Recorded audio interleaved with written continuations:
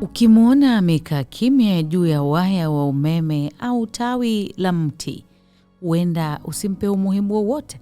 Anaonekana kama ndege mdogo wa kawaida anayesubiri kuruka. Lakini usidanganyike na muonekano wake huu. Huyu ni shrike, ndege ambaye amejijengea sifa kede, lakini mojawapo ni ya kuwa mmoja wa wawindaji wa kutisha zaidi miongoni mwa ndege wadogo duniani. Wataalamu wengi humuita butcher bird, yani ndege mchinjaji, kwa sababu ya tabia yake ya ajabu ya kutundika mawindo yake kwenye miiba na matawi makali, kana kwamba amefungua bucha katikati ya pori. Shrike hupatikana katika maeneo mengi ya dunia ikiwemo sehemu za Afrika, Europe na Asia. Aina mbalimbali pia hupatikana katika baadhi ya maeneo ya North America, lakini mara nyingi hupendelea nyasi za wazi, mashamba na maeneo yenye vichaka ambako anaweza kuona mawindo kwa urahisi akiwa juu ya mti au waya. Tofauti na ndege kama tai au mwewe wanaotegemea ukubwa wao, shrike hutegemea akili, kasi na mbinu za kipekee za kufanya uwindaji. Kinachomfanya awe wa kipekee si ukubwa wake, bali njia yake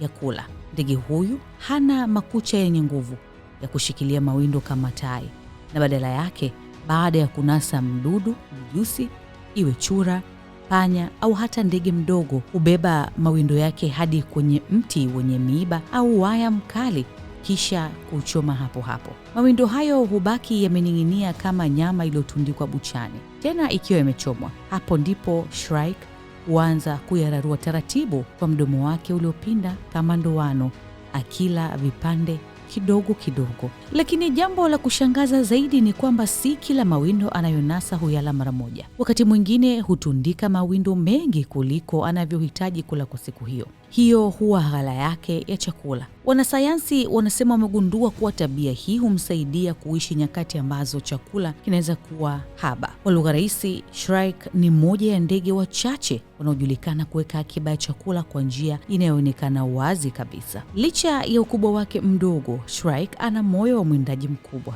Ndege huyu anaweza kushambulia viumbe walio karibu na ukubwa wake na kulinda eneo lake kwa ukali mkubwa. Kwa macho ya binadamu, anaonekana kama ndege wa kawaida tu, lakini kwa wadudu, mijusi na viumbe wadogo wanaoishi karibu naye, shrike ni jina linaloweza kumaanisha mwisho wa safari yao. Ndio maana wengi wanamchukulia ndege huyu kama mfano kamili unaothibitisha kwamba katika dunia ya wanyama, ukubwa si kila kitu. Nafahamu unawajua ndege wengi hatari, lakini huyu ni mojawapo ndege hatari mdogo zaidi ambaye anajali mawindo yake na hata uhifadhi chakula chake. Mimi ni Regina Baltazari. Una maoni gani kuhusu hili? Leave your comment behind.